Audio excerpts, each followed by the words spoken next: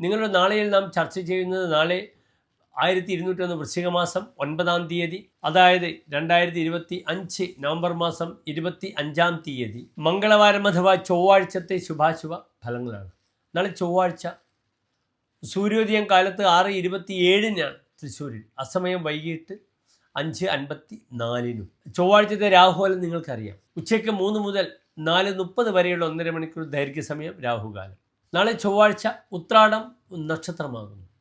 ഉത്രാടം എല്ലാ ശുഭകാര്യങ്ങൾക്കും നാം ഉപയോഗിക്കുന്ന നക്ഷത്രമാകുന്നു. ഉത്രത്രയത്തിൽപ്പെടുന്ന നക്ഷത്രമാകുന്നു ഉത്രാടം. എന്തൊക്കെയാണ് ഉത്രത്രയം? ഉത്രത്രയങ്ങളിൽ 9 നക്ഷത്രം വരുന്നുണ്ട്.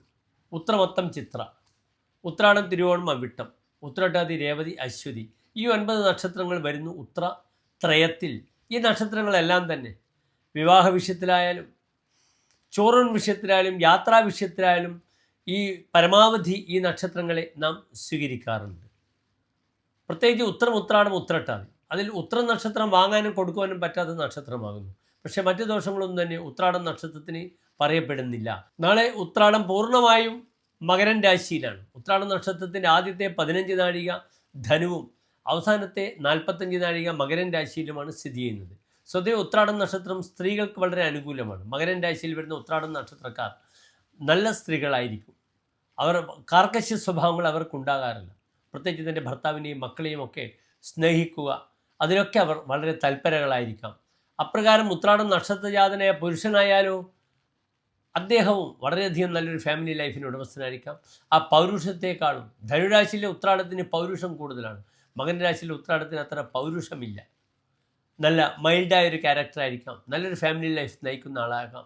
വിദേശത്ത് പോയി അവിടെ സെറ്റിൽഡായി തൻ്റെ കാര്യങ്ങളൊക്കെ തന്നെ ഭംഗിയായി നിർവഹിക്കുന്ന വ്യക്തിയായിരിക്കും ഉത്രാടം നക്ഷത്രത്തിൽ ജനിച്ചവരെന്ന് അറിയുക. നാളെ എൻ്റെ പ്രിയപ്പെട്ട പ്രേക്ഷകർക്ക് തിഥിയും നല്ലതാണെന്ന് അറിയുക. നാളെ പഞ്ചമി തിഥിയാണ്. തലേ ദിവസം ചതുർത്ഥിയായിരുന്നു. പഞ്ചമി, വെളുത്ത പക്ഷത്തിലെ പഞ്ചമി വളരെ ഗുണമാണ്. ഇനി ചന്ദ്രൻ ബലവാനായി വരികയാണ്. ഉത്രാടം നക്ഷത്രമാണ്, പഞ്ചമി തിഥിയാണ്, ദിനം ചൊവ്വാഴ്ചയാണ്. പലരും ചൊവ്വാഴ്ച ഒരു ശുഭദിനമായി എടുക്കാറില്ല. കാരണം ചൊവ്വ ഒരു പാപഗ്രഹമായതുകൊണ്ടാണത്. എങ്കിലും പലപ്പോഴും മംഗളകാരഹ എന്നൊരു പേര് ചൊവ്വയ്ക്കുണ്ട്. മംഗളം തരുന്ന വ്യക്തിയാകുന്നു. ന്യൂമറോളജിയിൽ തന്നെ ചൊവ്വക്ക് വളരെ പ്രാധാന്യമുണ്ട്. ന്യൂമറോളജിയിൽ അതിശക്തമായ നമ്പർ 9, ആ 9 എന്ന അക്കത്തിൻ്റെ ലീഡർ ചൊവ്വയാകുന്നു. ചൊവ്വയുടെ നിറമാകുന്നു ചുവപ്പ്. ചൊവ്വയായി പ്രതിനിധാനം ചെയ്യുന്ന, തെക്ക് ഭാഗത്തിൻ്റെ ആധിപത്യമുള്ള ചൊവ്വയുമായി പ്രതിനിധാനം ചെയ്യുന്ന പക്ഷിയാകുന്നു ഫിനിക്സ് ബേർഡ്. സാങ്കല്പിക പക്ഷിയാണ്.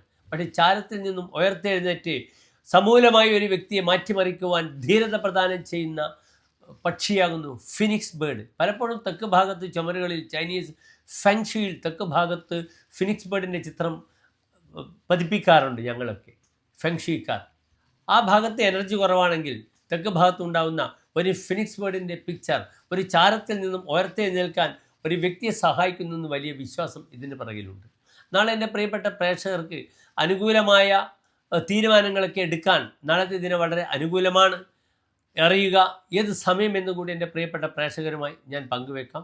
നാളെ ഉത്രാടം നക്ഷത്രമാകിയാൽ എൻ്റെ പ്രിയപ്പെട്ട പ്രേക്ഷകർക്ക് ആദിത്യ ഹൃദയ മന്ത്രം ചൊല്ലാം. നാളെ ശിവക്ഷേത്രത്തിൽ കൂവളമാല ജലധാര വഴിപാടായി ചെയ്യുന്നത് വളരെ ഉത്തമമാണ്.